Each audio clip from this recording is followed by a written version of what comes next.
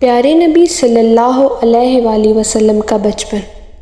اللہ نے اپنے محبوب آخری نبی حضرت محمد صلی اللہ علیہ وآلہ وسلم کو ایسی صفات سے نوازا جن کی ازل سے لے کر اب تک کوئی نظیر نہیں ملتی۔ رسول پاک اپنی اعلیٰ صفات و خوبیوں کی بنا پر بچپن ہی سے عرب کے باقی بچوں سے جدا دکھائی دیتے تھے۔ ماہ ربیع الاول کا چاند نظر آتے ہی گلیوں بازاروں میں رونق اتر آتی ہے۔ ہر سو مسلمان خوشیاں مناتے دکھائی دے رہے ہیں، اور اس ماہ مبارک میں اللہ پاک نے اپنا آخری نبی بھیج کر نبوت کا سلسلہ حضرت محمد صلی اللہ علیہ وآلہ وسلم پر ختم کر دیا۔ رسول پاک اپنی اعلیٰ صفات و خوبیوں کی بنا پر بچپن ہی سے عرب کے باقی بچوں سے الگ دکھائی دیتے تھے۔ آپ صلی اللہ علیہ وآلہ وسلم اپنے بچپن میں باقی بچوں کی طرح کھیل کود میں وقت صرف نہیں کرتے تھے، بلکہ چھوٹی عمر سے ہی سنجیدگی، متانت آپ کی آنکھوں سے عیاں تھی۔ لہٰذا آپ زیادہ وقت غور و فکر میں بسر کرتے اور کائنات کے راموز پر غور و فکر فرمایا کرتے۔ آپ کے والد کا انتقال آپ کی ولادت سے پہلے ہو چکا تھا۔ آپ یتیم تھے، باپ کے سائے سے محروم تھے۔ ابھی اس یتیمی کا شعور ہو ہی رہا تھا کہ ماں بھی داغ مفارقت دے گئی۔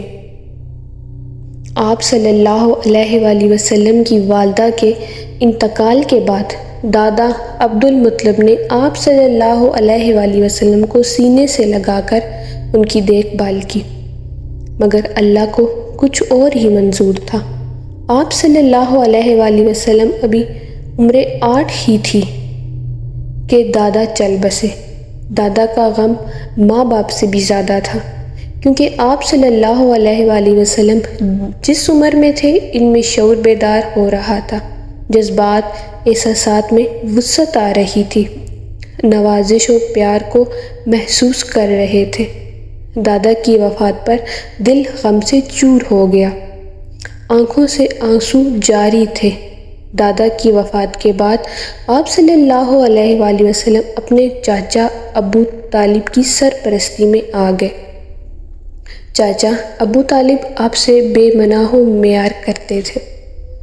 ایک دفعہ آپ صلی اللہ علیہ وآلہ وسلم اپنے چچا ابو طالب کے ساتھ شام کے تجارتی سفر پر روانہ ہوئے۔ اس وقت آپ کی عمر 12 سال تھی۔ شام کی سرزمین پر پہنچ کر وہاں کے ایک مشہور شہر بصرہ میں پڑاؤ ڈال دیا۔ بصرہ میں بحیرہ نامی ایک راغبت تھا۔ اس کے گرجا گھر کے پاس ہی ایک سایہ جگہ تھی۔ قریشی تاجر جب بھی بصرہ جاتے تو وہیں اس درخت کے نیچے ٹھہر جاتے۔ یہ قافلہ ابھی اسی جگہ ٹھہرا۔ کوئی زیادہ دیر نہیں ہوئی تھی کہ ایک قاصد بحیرہ کا پیغام لے کر آیا کہ آپ لوگوں کو بحیرہ نے کھانے پر دعوت دی ہے۔ بحیرہ نے اس سے قبل ان لوگوں کو کبھی کسی قسم کی دعوت نہیں دی تھی، لہٰذا قافلے کے لوگ حیران ہو گئے اور ہر حال میں دعوت قبول کر لی گئی اور قاصد کی رہنمائی میں روانہ ہو گئے، مگر محمد صلی اللہ علیہ وآلہ وسلم نہیں گئے، کیونکہ آپ اس وقت چھوٹے تھے۔ بحیرہ نے جب سب کا استقبال کیا اور کہا کہ آج آپ سب میرے مہمان ہیں، میں چاہتا ہوں کہ تم سب میرے ساتھ کھانا کھاؤ اور کوئی بھی باقی نہ رہ جائے۔ اہل قافلہ بولے کہ ہم سب آ گئے ہیں، سوائے ایک بچے کے، کیونکہ وہ ابھی چھوٹا ہے۔ تو بحیرہ نے کہا کہ بچہ ہے تو کیا ہوا، اسے بھی بلا لو۔ اس بات پر اہل قافلہ حیران ہوئے۔ پھر قاصد ابو طالب کے ڈیرے پر گیا اور محمد صلی اللہ علیہ وآلہ وسلم کو ساتھ لے آیا۔ اس کی نظریں مسلسل حضور صلی اللہ علیہ وآلہ وسلم پر جم گئی۔ آپ صلی اللہ علیہ وآلہ وسلم کو دیکھتا ہی رہا۔ کھانا کھانے کے بعد لوگ چہل قدمی کرنے لگے اور بحیرہ کا گرجا گھر دیکھنے لگے تو وہ آپ صلی اللہ علیہ وسلم کے پاس آیا اور بولا، بیٹے تمہیں لات عزی کی قسم، جو کچھ پوچھو بتا دینا۔ تو آپ صلی اللہ علیہ وآلہ وسلم نے کہا کہ مجھے یہ قسم نہ دیجیے۔ تو آپ نے کہا، اچھا خدا کی قسم، جو پوچھو بتا دینا۔ تو آپ صلی اللہ علیہ وآلہ وسلم نے کہا کہ پوچھئے، کیا پوچھنا ہے؟ پھر اس نے آپ صلی اللہ علیہ وآلہ وسلم کی اعداد و اطوار، مصروفیات، رجحان، طبیعت، مزاج کے بارے میں مختلف سوالات کیے۔ تو آپ صلی اللہ علیہ وآلہ وسلم نے سب کا جواب دیا۔ اتنے میں ابو طالب آ گئے تو اس نے کہا کہ یہ بچہ کیا لگتا ہے تمہارا؟ ابو طالب نے کہا کہ بیٹا ہے میرا۔ تو وہ بول اٹھے، یہ کیسے ہو سکتا ہے؟ یہ تمہارا بیٹا نہیں، اس لڑکے کا باپ زندہ ہوں، ممکن نہیں ہے۔ راہب کی بات سن کر چاچا ابو طالب دنگ رہ گئے۔ ابو طالب نے کہا کہ ہاں، یہ میرا بھتیجا ہے۔ بحیرہ نے کہا کہ وہ اس کا باپ؟ ابو طالب بولے، ابھی یہ پیدا نہیں ہوا تھا کہ اس کے باپ کا انتقال ہو گیا۔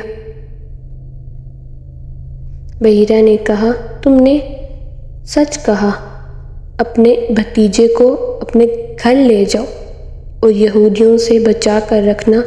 خدا کی قسم، اگر انہوں نے اسے دیکھ لیا اور جس حد تک میں نے پہچان لیا ہے، اگر وہ پہچان گئے تو اس کی جان کے پیچھے پڑ جائیں گے۔ تمہارا یہ بھتیجا ایک عظیم انسان بنے گا۔ پھر وہ واپس ہو گیا اور زیر لب کہتا جا رہا تھا کہ میرا اندازہ بالکل صحیح نکلا۔ اسی طرح جب آپ صلی اللہ علیہ وآلہ وسلم اپنی رضائی ماں حضرت حلیمہ کے گھر رہائش پذیر تھے تو تب بھی بی بی حلیمہ نے آپ صلی اللہ علیہ وآلہ وسلم کو اتنا جان لیا تھا کہ آپ کوئی عام بچے نہیں ہیں، کیونکہ جب سے آپ صلی اللہ علیہ وآلہ وسلم بی بی حلیمہ کے پاس آئے، بی بی حلیمہ کے گھر میں معجزات کی برسات ہو گئی۔ رسول پاک صلی اللہ علیہ وآلہ وسلم تمام بچوں سے مختلف طبیعت کے مالک تھے۔ آپ صلی اللہ علیہ وآلہ وسلم میں باقی بچوں کی طرح شرارتیں اور شوخیاں نہ تھیں، بلکہ آپ بچپن ہی سے اسرار کائنات پر غور و فکر کرتے رہتے۔